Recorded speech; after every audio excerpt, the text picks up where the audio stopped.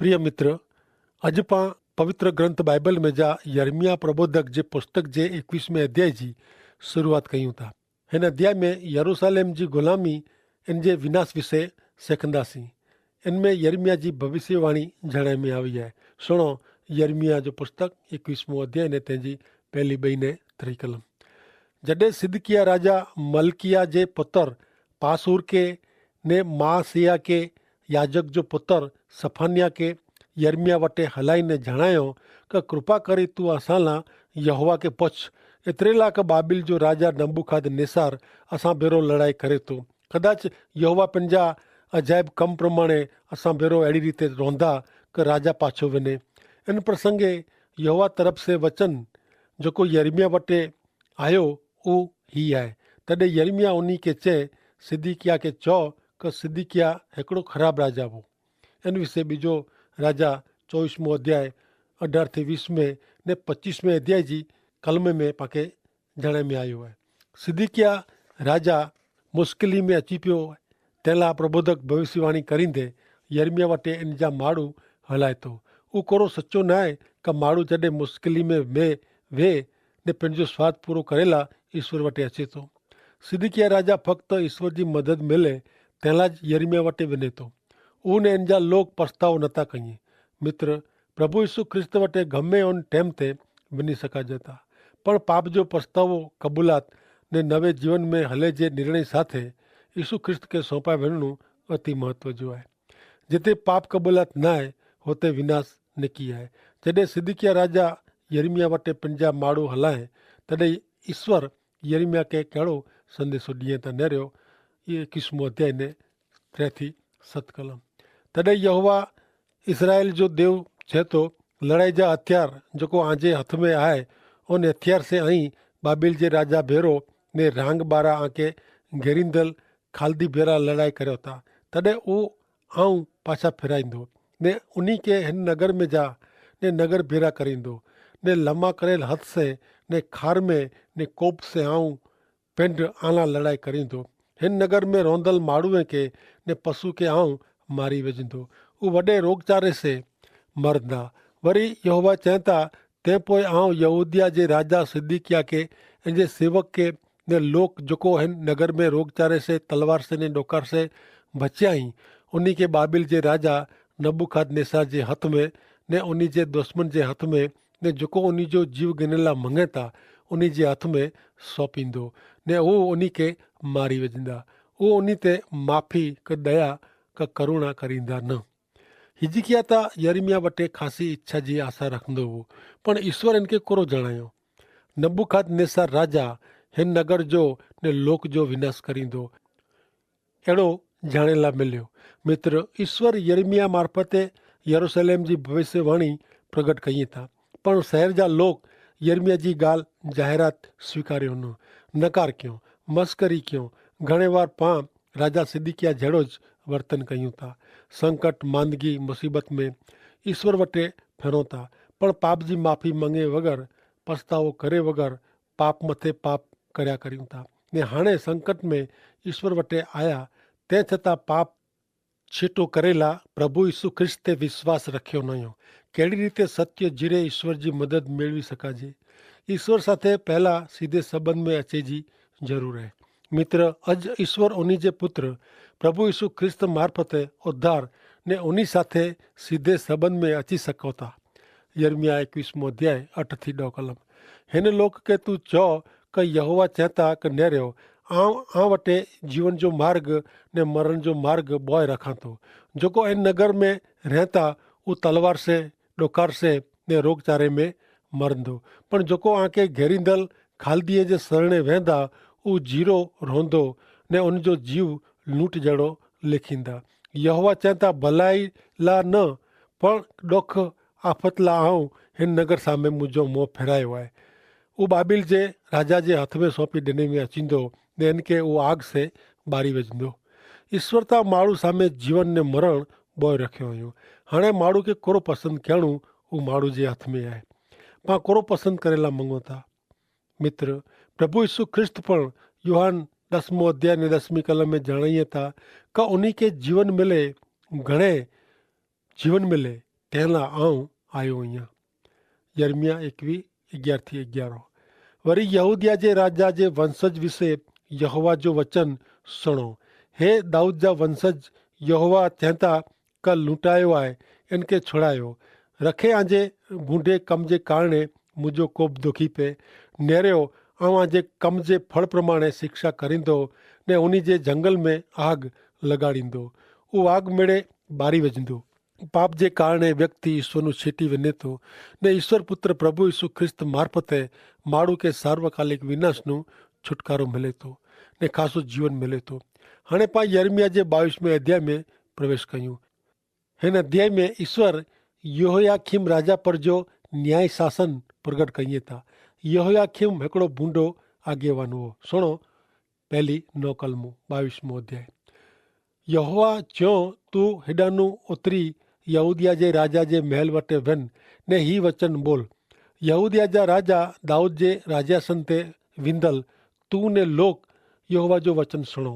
न्याय ने प्रमाणिकता से वरतो, लुटायल के छुड़ायो, परदेसी अनाथ विधवा इन ते अन्याय ने बलात्कार न कर्यो ने लुई न वड़ायो।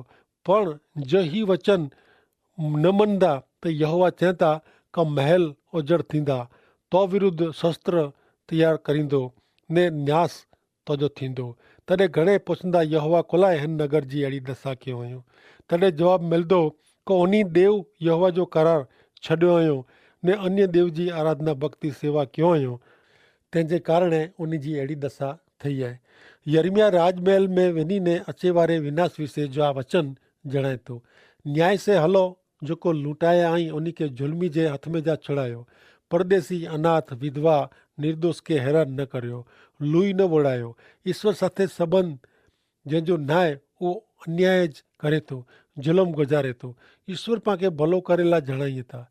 जिते अराजकता भ्रष्टता आहे उहो देश का व्यक्ति लंबो टाइम टकी सघे नथा। पण ईश्वर जे वचन मार्फते नीति नियम ने शिक्षण ॾिनो, तंहिंसे इन जो अमल कहिड़ो ईश्वर जी अधीनता में रहणो, इन में आशीर्वाद आहे। प्रभु यीशु ख्रिस्त जी अधीनता में जीवे सेज नवो स्वभाव मिले थो। पाप जी माफ़ी जो अनुभव करी सघूं था।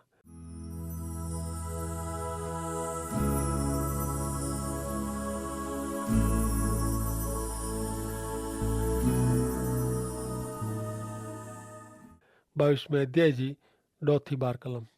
मरिया आई उन लाइ रुओ न, उन लाइ ॾोखी न थियो, पण जेको स्वदेश में जा वञे था उन लाइ रुओ, कीअं का उहो पाछा अचींदा न। यहूदिया जे राजा योसिया जो पुत्र सालुम जेको पिता योसिया जे ठिकाणे राज खे इन विषय यहोवा चवनि था उहो पाछो अचींदो न। जेको इनखे क़ैद करी कोठी विया आहीं हुते उहो मरंदो। मरंदल व्यक्ति ईश्वर जे अधिकार नीचे आहे, पण जेको जीरा आहीं, जेको पाप जे कारणे मुश्किल में ग़ुलामी में वञे वारा आहीं उन लाइ रुओ। यहूदा राज्य जा लोक राजा होशिया जे पुत्र सालोम जेको ख़ासो हो इन लाइ रुंदा हुआ, पण इन जो कोरो अर्थ, कोरो फ़ाइदो, ॾुख आफ़त अचे वारी आहे, इन लाइ रुओ। कारण बाबिल में आजे राजा के ने लोक के ग़ुलाम तरीक़े कोठी वेंदा। मित्र, घणे बार पाण अहिड़ो कयूं था, जेको बनी वियो आहे, ठही वियो आहे, तंहिं लाइ रुओ था, पर जेको थिए वारो आहे तंहिं लाइ बेफ़िक्रा रहियूं ने चिंता नथा कयूं। अकस्मात थियो आहे तंहिंजो उपचार करे जो आहे, पाप थियो आहे तंहिं लाइ माफ़ी मंगे जी आहे ने फ्री थी अहिड़ो न थिए तंहिं लाइ पंहिंजी जात खे ईश्वर जे हथ में सौंपी ॾिनी जी आहे। प्रिय मित्र, पाण खे ईश्वर पुत्र प्रभु यीशु ख्रिस्त में पाप जी माफ़ी ने सार्वकालिक जीवन जी पूरी ख़ातिरी मिले थी। तंहिं लाइ भूतकाल भुलीने हेवड़ जो जीवन प्रभु यीशु ख्रिस्त खे सौंपी ॾियो। यर्मिया 22:13-19 कलम।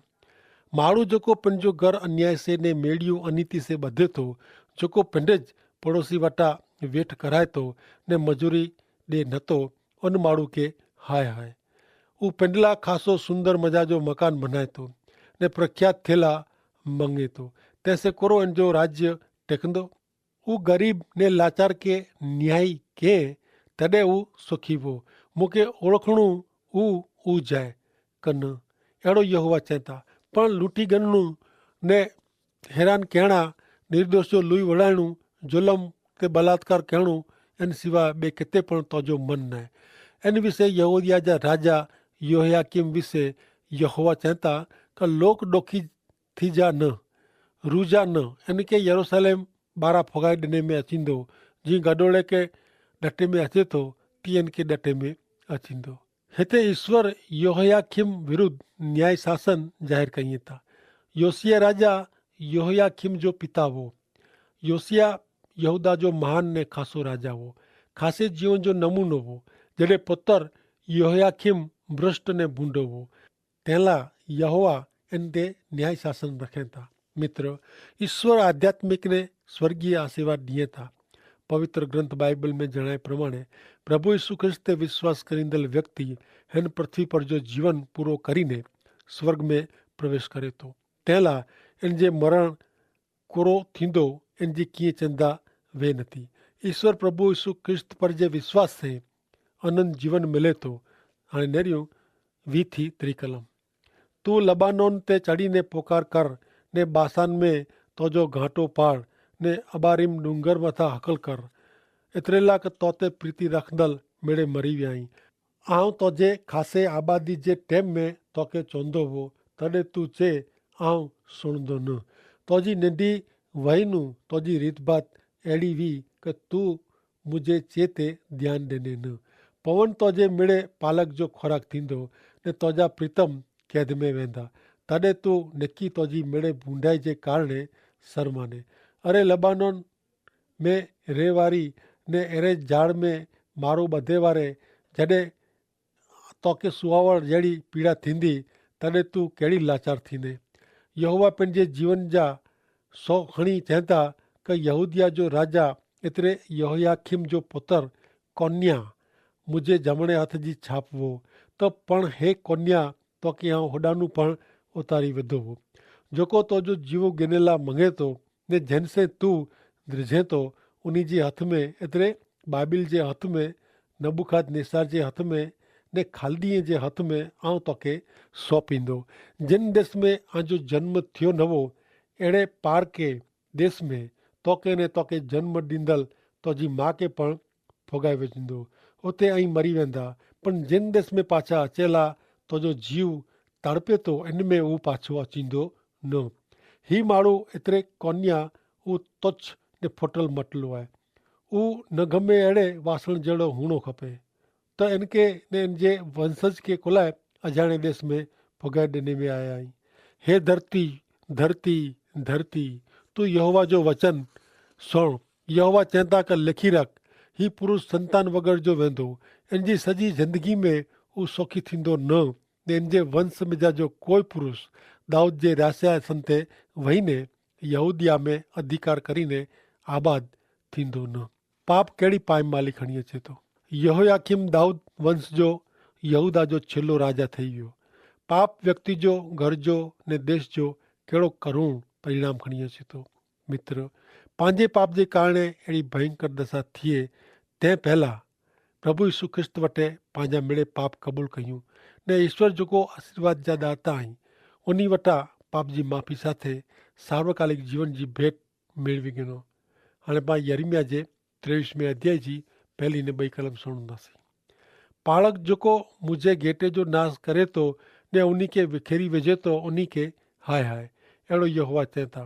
तंहिं लाइ पालक जेको मुंहिंजे लोक जी संभाल रखे नथा, उन जे बारे में यहोवा देव चए था कि ऐं मुंहिंजो टोरो विखेरी विधो हुयो ने इन जी संभाल रखियो न हुयो। नेरियो आउं अॼु बूंदे कम जे कारणे नेरी वेंदो, अहिड़ो यहोवा चवनि था। हिते पालक शब्द ईश्वर जो संदेश ॾींदल माटे वापरे में आयो न आहे, पण जेको राजकीय नेता आई, राजा कारभारी आई ने कायदा ने ज़मीन जा जवाबदार रही, उन लाइ पालक शब्द वापरे में आयो आहे। लोग भरण पोषण करींदल एतिरे पालक, अहिड़ा लोग निष्फल विया आहिनि, उन लाइ अफ़सोस ज़ाहिर करे में आयो आहे। ही लोग ईश्वर वग़ैरह जो जीवन जीविया ने लोक के पण गैर मार्गे डोरियो। ईश्वर हिन लोक के घणे कड़क शब्द में पंहिंजो चौकादो ज़ाहिर कई था। इन लाइ पाण पिंड जवाबदार आहियूं।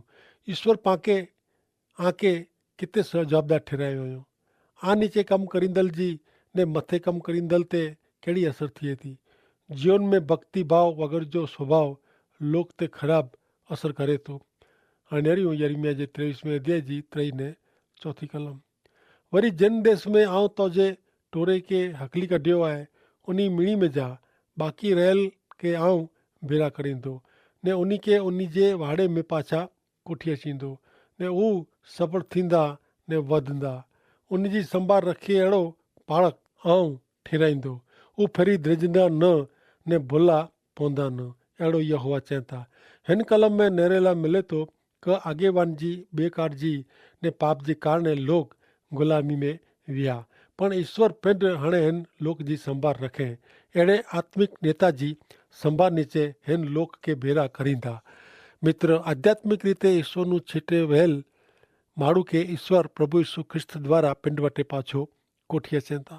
तंहिंला ज प्रभु यीशु ख्रिस्त पिंड खे उत्तम गीटा पालक तरीक़े ज़ाहिर कई था। प्रभु यीशु ख्रिस्त वटे वेंदल कोई पण व्यक्ति खे उहो कढी वेझे नथा। यीशु ख्रिस्त मार्फते सलामती मेळवणी ने ईश्वर जे वाड़े में अचणो घणे ज़रूरु आहे। 23 अध्याय जी 5 थी 8 कलम। यहोवा चवंदा नेरियो अहिड़ो टेम अची रहियो आहे कि जिन समय में दाऊद जे वंश में आऊं हिकिड़ो न्यायी अंकुर उगाईंदो उहो राजा ठहीने राज्य करींदो ने ॾापण से रहंदो ने देश में न्याय ने नीति हूंदा। इन जे समय में यहूदिया रात तारण मेळवींदो ने इज़राइल निर्भय रहंदो ने यहोवा असांजो न्यायपणो इन ना से तोखे बुलाईंदो।